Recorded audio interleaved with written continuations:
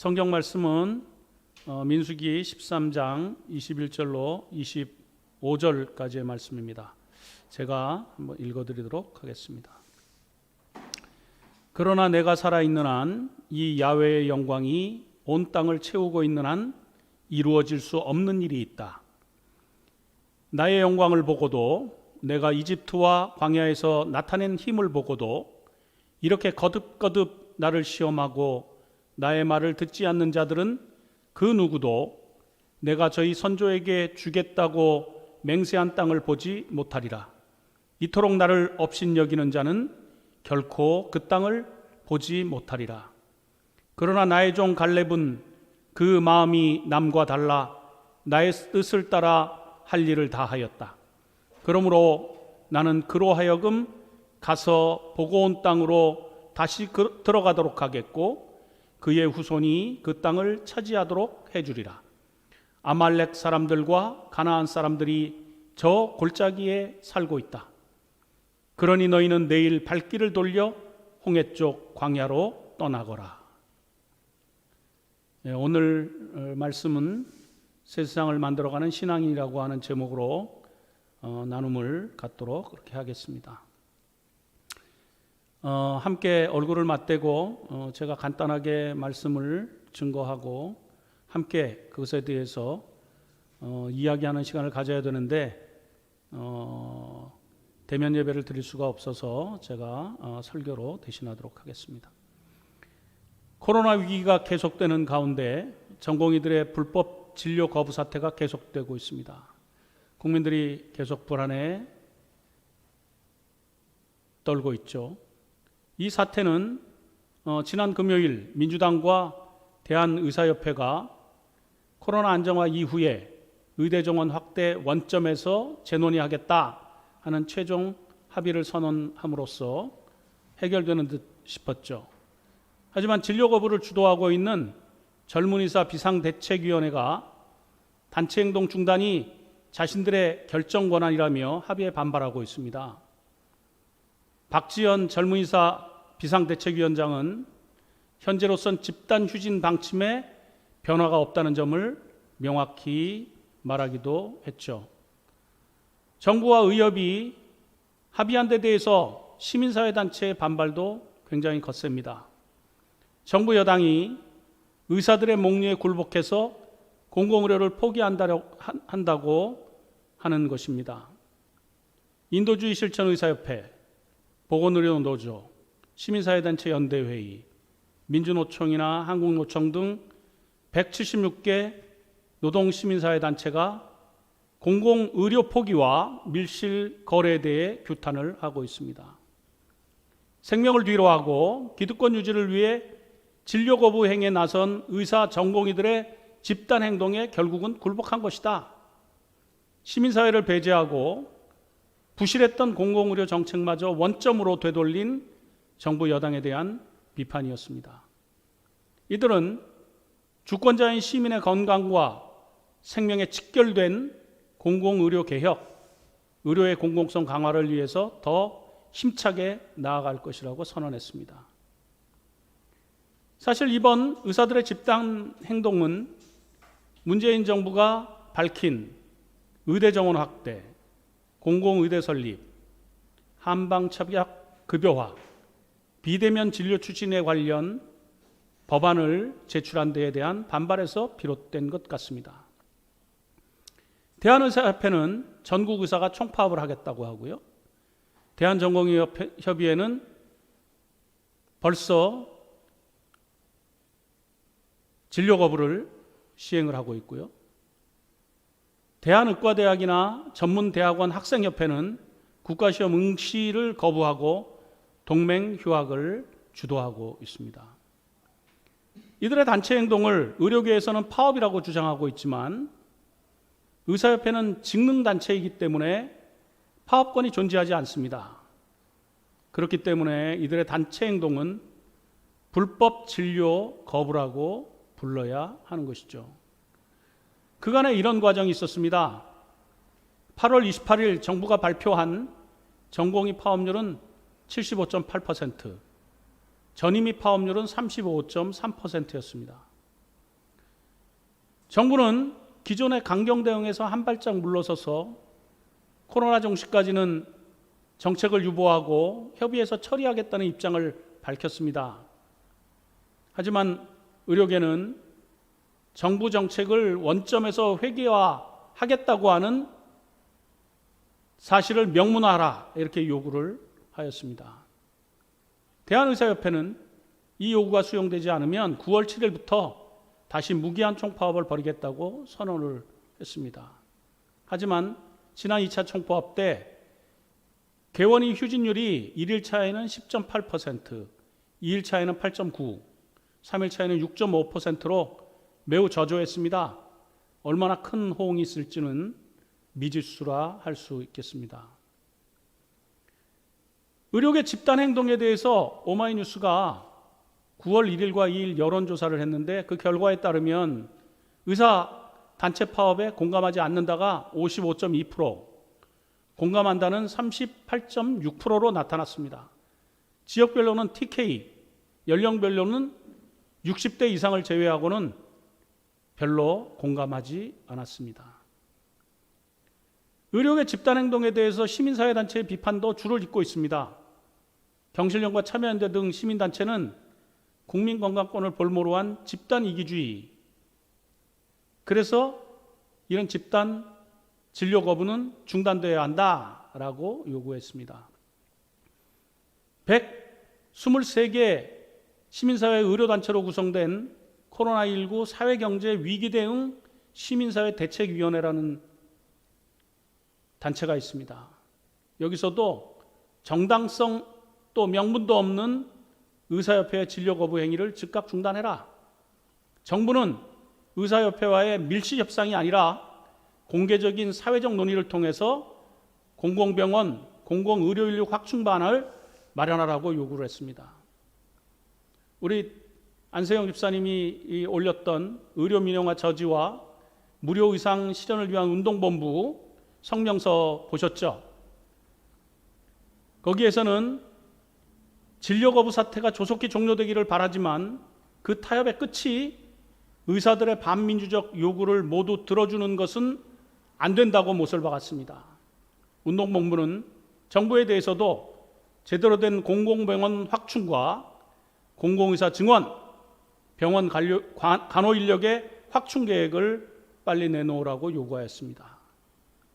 또 정부는 의사들이 아니라 시민들의 이러한 요구에 대해서 또 분노에 대해서 더 무겁게 반응해야 된다고 주장하였습니다.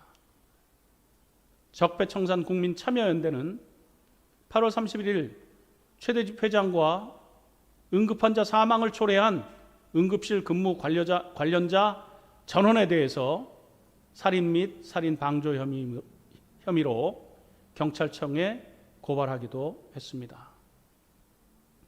이런 비판의 목소리에도 불구하고 정부 여당은 국민의 목소리 대신 의사협회의 저항에 무릎을 꿇었다는 비판인 것이죠. 세계 역사를 다 둘러보아도 의료개혁은 의료 기득권자들의 저항을 이겨내지 않고는 이루어진 적이 없다는 사실을 우리 모두가 명심해야 하겠습니다. 코로나19는 그 이전 세상과 이후 세상을 가르는 기준이 된다고 하는 것이 세간의 시선입니다. 코로나19 대유행을 경험하면서 인류가 대각성해서 새로운 세상을 만들어가기를 희망해 봅니다. 오늘 우리는 출애굽한 이스라엘 백성이 2년여 광야길을 헤매다가 야훼께서 약속한 가나안 땅 앞 가데스 바네아에 이르러 벌어진 일들에 대한 이야기를 함께 읽었습니다. 출애굽한 이스라엘 백성들은 성막을 중심으로 광야 생활을 시작하였죠. 광야 생활이 힘들었지만 이들은 야훼의 약속의 땅 입성을 기다리면서 견뎌냈습니다. 야훼께서는 낮에는 구름 기둥으로 밤에는 불 기둥으로 살인적인 햇볕과 추위를 막아주었습니다. 아침마다 만나와 메추라기를 내려주어서 줄인 배도 채워주었죠. 광야 생활을 통해서 이스라엘 백성들은 하나님의 명령에 순응하며 선택된 백성으로서 살아가는 훈련을 했습니다. 그렇게 해서 드디어 약속의 땅 가나안을 목전에 둔 가데스 바네아 광야까지 오게 된 것이죠. 가나안 입성을 위해서 모세는 먼저 정탐꾼을 보냅니다. 각 지파에서 한 명씩 12명이 선발되었고 이들은 40일 동안 가나안 땅을 정탐하도록 보내졌습니다. 모세는 정탐꾼들에게 그 땅 거주민들이 강한지 약한지, 많은지 적은지, 또 그들이 사는 땅은 좋은지 나쁜지, 사는 성읍이 진영인지 산성인지, 토지가 비옥한지 메마른지, 나무가 있는지 없는지를 알아오라고 명령합니다. 그리고 그 땅의 실과를 가지고 오라고 합니다. 돌아온 정탐꾼들의 보고는 10대 2로 나누어졌습니다.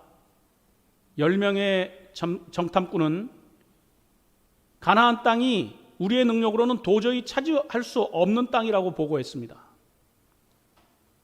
이스라엘은 가나안 거민들의 상대가 되지 않는다는 것이죠. 거기서 본 아낙 자손들은 전부 거인들인데 그들에 비하면 자신들은 메뚜기 같다고 보고합니다. 이들의 보고는 가나안 입성을 고대하던 백성들을 주저앉히는 절망적인 내용이었습니다.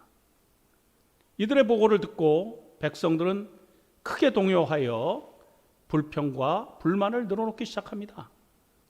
차라리 우리가 이집 땅에서 죽었더라면 좋았을 것이다.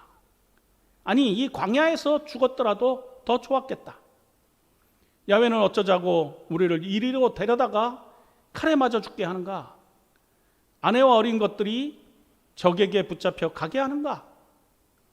이집트로 돌아가는 수밖에 없겠다 하면서 밤새 통곡을 했습니다. 백성들은 모세와 아론은 더 이상 믿지 못하겠으니 다른 지도자를 세워서 애굽으로 돌아가자고 목소리를 높였습니다. 하지만 여호수아와 갈렙의 보고는 달랐죠. 저들을 능히 이길 수 있다는 것입니다. 민수기 14장 9절에는 이렇게 쓰여 있습니다. 야훼를 거역하는 짓은 하지 맙시다. 그 땅 백성을 두려워하지 마시오. 그들은 이미 우리 밥이요. 그들을 덮어주던 그늘은 이미 지나가 버렸어. 야훼께서 우리 편이니 두려워하지 맙시다. 여호수아와 갈렙은 가나안 땅이 아브라함과 이삭, 야곱에게 약속한 땅이라고 굳게 믿었던 것입니다. 하지만 백성들의 반응은 싸늘했습니다. 오히려 그들은 여호수아와 갈렙을 돌로 쳐 죽이려 했습니다. 이 모습을 보신 야훼께서 모세에게 말씀하십니다. 이 백성은 언제까지 나를 멸시할 것이냐? 그렇게도 내 힘을 나타내 보여주었는데 아직도 나를 믿지 못하는구나. 내가 이제 연병을 내려 이 백성을 없애버리고 이들보다 훨씬 큰 민족을 너에게서 일으켜 줄 것이다. 모세는 백성들을 위해 하나님께 호소합니다. 제발 멸망만은 당하지 않게 해달라고 간절히 호소하는 것이죠. 야훼께서는 모세의 호소를 들으셨지만 그 대신에 이스라엘 백성들 중 애굽에서 난 사람들은 약속의 땅에 들어가지 못하는 벌을 내리십니다. 이 사건으로 이스라엘 백성들은 38년간 광야를 또다시 방황하게 됩니다. 약속의 땅 입성을 앞두고 기나긴 방랑의 길을 떠나게 되는 것이죠. 40일간 정탐 기간이 무의로 돌아갔기 때문에 하루를 1년 삼아서 40년간 광야를 유리하며 치열한 고통을 감내해야 했던 것입니다. 광야는 어쩌면 약속의 땅에 들어가기 위한 수련의 도량이었을 겁니다. 광야에서 죽을 수밖에 없었던 이들은 애굽을 잊지 못했던 낡은 세대였죠. 낡은 종교, 낡은 사상, 과거의 적폐를 청산하지 못한 사람들이었던 것입니다. 약속의 땅을 이어받을 이들은 아예 애굽의 세례를 받지 않고 야훼만을 의지한 새로운 세대였습니다. 새 종교, 새 사상, 새 세상을 꿈꾸는 사람들이었죠. 출애굽한 이스라엘 백성 중에 20세 이상으로 전쟁에 나가 싸울 수 있는 사람의 숫자를 계산하니까 60만 3,550명이었습니다. 그로부터 38년이 지난 다음 모압 평지에 도착해서 다시 계수를 한 숫자는 60만 1,730명이었습니다. 그런데 이 양쪽에 모두 포함된 사람은 여호수아와 갈렙 2명뿐이었습니다. 모세조차도 거기에 포함되지 못했습니다. 출애굽 후 시내 광야에서 계수한 사람들은 10명의 정탐꾼과 함께 광야에서 사라집니다. 10명의 정탐꾼은 약속의 땅을 보고 온 후에 그것을 거주민을 삼키는 살지 못할 땅이며 그곳의 거민들이 훨씬 강해서 들어갈 수 없을 것이라고 보고했습니다. 과거를 그리워하며 그들의 말에 동조한 백성들 또한 그래서 그들과 함께 광야에서 생을 마쳤습니다. 이로써 애굽의 모든 유산과 적폐들은 이스라엘 역사 속에서 그들과 함께 사라져버린 것입니다. 여호수아와 갈렙은 낡은 시대와 새 시대를 연결해주는 가교 같은 존재입니다. 우리 시대에 광야를 방황하며 약속의 땅을 찾으려는 사람들의 표징이기도 하죠. 다가오고 있는 새 시대를 먼저 정탐하고 들어와서 우리 시대의 기쁜 소식을 전해줄 진정한 지도자들의 모습입니다. 여호수아와 갈렙의 영도 없이 새 이스라엘이 약속의 땅 가나안 땅으로 들어갈 수는 없는 것이죠. 마찬가지로 우리 역사 속에서도 다시는 종살이를 되풀이해서는 안 된다는 신념과 이 백성을 새 시대로 끌고 가야 한다는 투철한 사명감이 있는 사람들이 많아져야 합니다. 특히 오늘 이 자리에서 하나님의 뜻을 묻는 참다운 종교인들이 많아져야 합니다. 나와 우리 가족이, 우리 하늘림교회 교우들이 먼저 이 시대의 여호수아와 갈렙이 되어야 하겠습니다. 그리하여 우리 시대가 낡은 종교, 낡은 사상, 모든 적폐를 청산하고 새 시대를 향해 나아갈 수 있도록 해야 하겠습니다. 오늘 함께 예배드리는 모든 분들이 여호수아와 갈렙의 역할을 부여받는 축복이 함께 하시길 주의 이름으로 간절히 축원드립니다. 아멘.